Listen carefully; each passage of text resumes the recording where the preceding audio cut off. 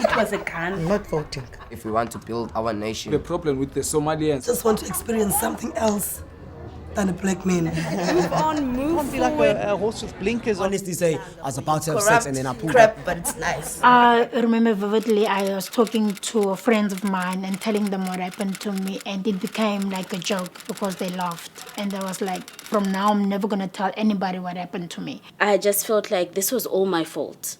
I had agreed to date him, and who was I going to tell? Who was going to believe that something like this had actually happened to me? Who was going to believe I was sexually assaulted? Because people would just say, but you were not raped, so you are fine. But I wasn't. He damaged my life. He damaged me physically, but I survived. It felt like this whole sexual assault just ruined my whole life. My name is Boyiswa Angelina Nsado. I'm 46 years old. I'm a mother of 4. I'm an HIV counselor, and I'm also a rape survivor. My name is Fumana Nhlonhlo. I'm 37 years old. I'm a rape survivor. I'm also a matronist. I'm 49 years old. I am a rape survivor. My name is Chipo Wacha. I'm 23, and I'm a rape survivor. My story goes like this. I was raped by my cousin brother when I was 8 years old, and I never told anyone. I kept it to myself for 15 years. And then I had flashbacks. That's when I decided to talk about it. Then I talk about it. I went to rape crisis to seek help because I wasn't myself. I was like 2 people in one body. Sometimes I'll be myself in somebody else's body, or I'll be somebody else in my body. Because sometimes I couldn't control myself. The after effects of rape affected me a lot because I had sex a lot. I like to have sex a lot. Yeah, but it was abnormal. I wouldn't mind having sex with this camera gentleman here in front of me. And tomorrow, when we meet again, I will pretend as if I never saw him. This is the first time I've seen him. I wouldn't mind if what he's saying about me after that. That's how it affected me. And then as a result, I had a panic disorder. They said the doctors diagnosed me that I have panic disorder. I have anxiety disorder. I also have bipolar disorder. I opened a case. The incident happened in Eastern Cape, but I opened a case here in Western Cape. After a year, the detectives from Eastern Cape came to Western Cape to take my statement. After a year and opening the case, they took the statement and then I waited. After another year, they phoned me from Eastern Cape telling me that the prosecutor said that there's not enough evidence in my case, so the case is closed. Then I asked him, what kind of evidence do you need? And he said, I don't know. That was it. I told myself that I'm not going to drain myself because I've been draining myself, trying to prove myself to everyone. Now I'm tired of doing that. I need to prove myself to me. I need to take my power, my strength, my dignity, my love, everything, which is I've got now. Everything that I wanted, which is for me to be happy. I am happy where I am. And I am proud to say that I am the truly survivor because I can stand in front of this camera telling my story to all the South Africans, telling them that I was raped by my cousin and he's still out there. I don't know what he's doing to other women, other children, because I was a child when he was raping me. But anyway, he damaged my life. He damaged me physically, but I survived. The whole ordeal, I survived. I'm here today telling it to you. Since I was I kept it all for 15 years. I would have this boyfriend, then I would have flashbacks, then I'll stop having that boyfriend, I'll go to another boyfriend. I want to talk about it, but I feel like now, man, if I'm telling my brother, my sister, because I don't have any sisters, I only have brothers only. If I tell my brother, he's a man, he's not going to understand, he's not going to understand. And I feel like it's my fault. If I didn't go to his house and play there, he wouldn't have raped me. And then if I hadn't go after he had raped, I didn't go there again, he wouldn't have raped me again. But at that time, I couldn't control myself. I had there's this thing when you are raped, you can't control your body. That's why I was saying you become two person in one body.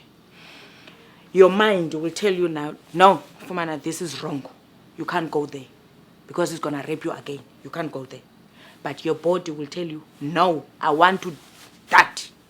And if you don't have, if you're not going through the counseling, your body is controlling you. You can't just say, no, it's fine, I'm gonna control this feeling I have in my body. No, you can't control that feeling.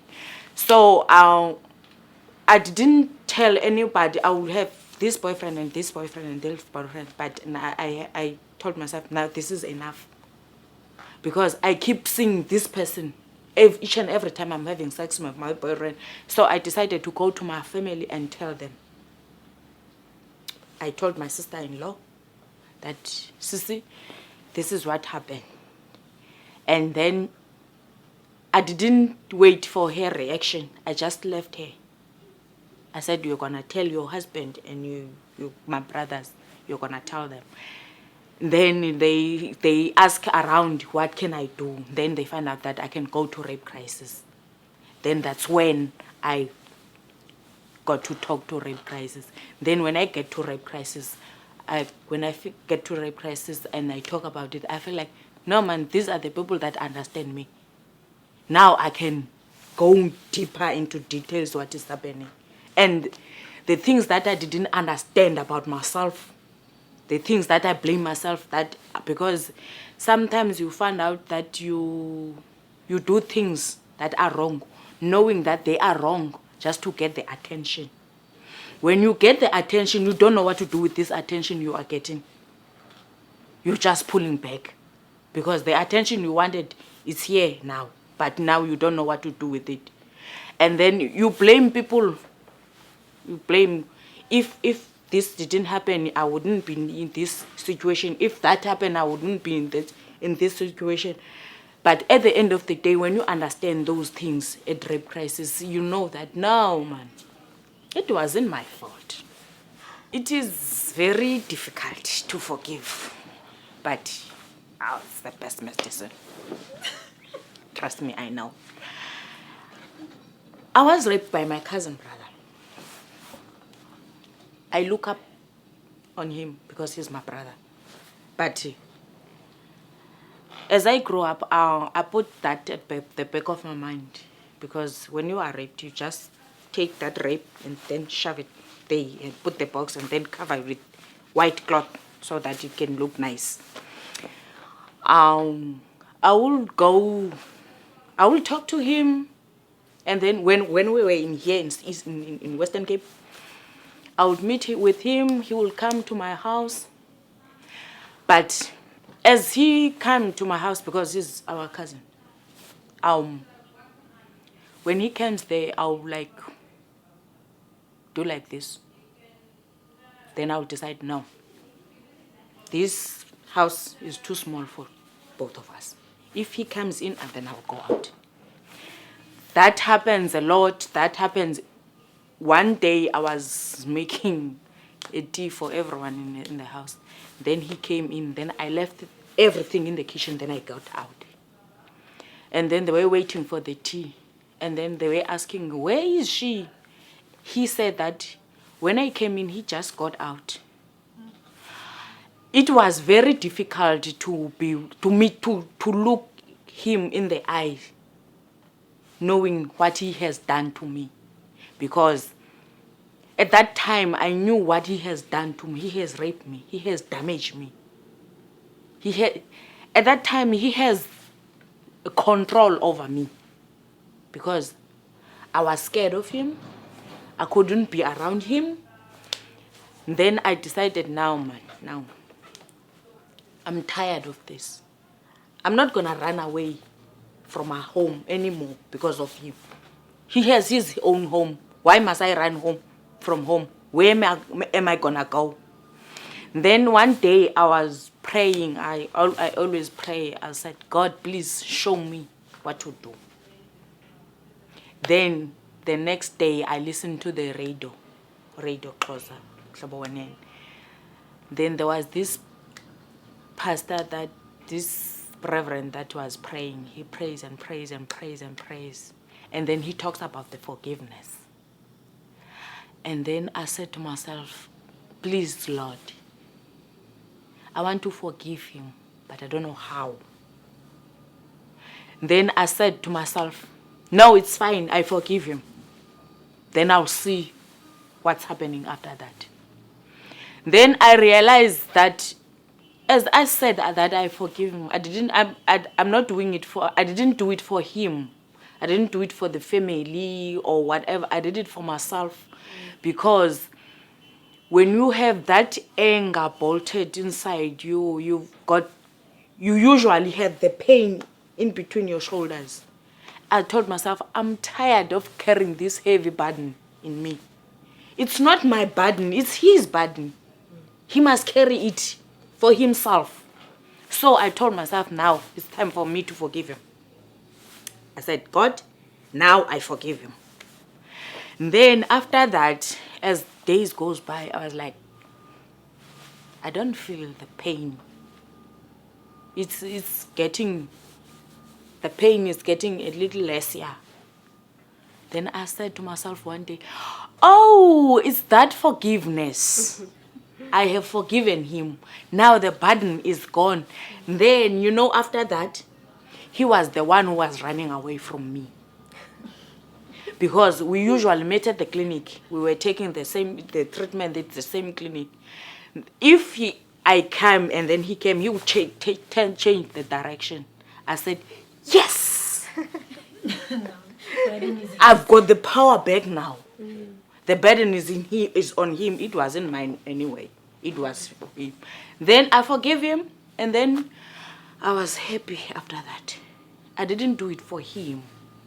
I don't care about him. I only care about me. Yeah. Now I'm free of his burden. He can stay and coach his burden. He can cover. I can borrow him the white cloth so he can cover. My dream is to raise my baby boy, to be the full-grown man who's not a rapist, who understands women perfectly.